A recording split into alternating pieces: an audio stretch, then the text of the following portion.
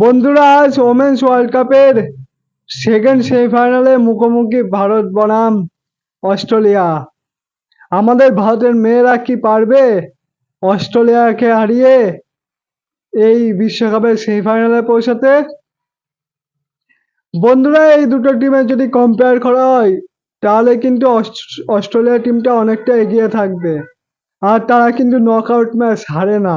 আর এই বিশ্বকাপে তারা সবকটি ম্যাচ জিতেছে, একটাই কোনো রেজাল্ট আসেনি। তাছাড়া সবকটি ম্যাচ জিতে গ্রুপ স্টেজের প্রথমেই কিন্তু ছিল অস্ট্রেলিয়া টিমটা। আর অস্ট্রেলিয়া টিমটা মানে নকআউট ম্যাচ আসলে কিন্তু তা খুব খতরনাক হয়ে যায়, সেটা আমরা আগেও দেখেছি।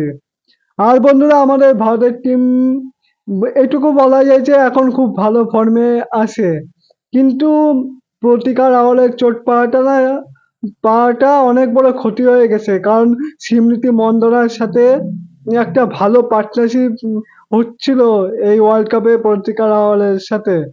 আর তার জায়গায় শেফালি বর্মাকে অ্যাড করা হয়েছে টিমে।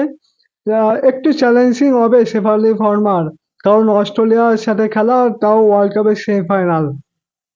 একটু চ্যালেঞ্জিং হবে সেমিফাইনাল ম্যাচটা। আর তাছাড়া ভারতের টিমটা মোটামুটি ঠিকই আছে। আর একটু দায়িত্ব নিতে হবে এই ম্যাচটা জিততে গেলে আমাদের ক্যাপ্টেন হারমানপ্রীত কৌরের। তার ব্যাট থেকে কিন্তু এখনো পর্যন্ত তেমন রান আমরা দেখতে পারিনি।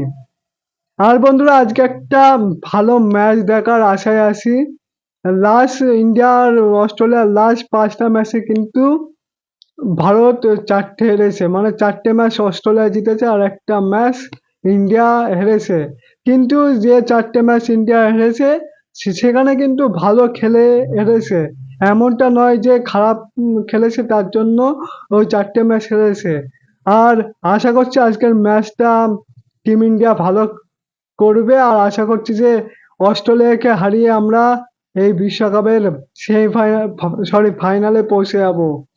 তো কি মনে হচ্ছে তোমাদের, আমাদের ভারতের মেয়েরা কি পারবে অস্ট্রেলিয়াকে হারিয়ে সাউথ আফ্রিকার সাথে ফাইনাল খেলতে? সেটা অবশ্যই কমেন্ট বক্সে জানিও। আর ভিডিওটা ভালো লাগলে লাইক কমেন্ট শেয়ার করে দিও। আর ক্রিকেটের এমন আপডেট পেতে হলে আমার চ্যানেলটিকে সাবস্ক্রাইব করে দিও। আর ফেসবুক থেকে দেখে রাখলে অবশ্যই ফলো করে দিও।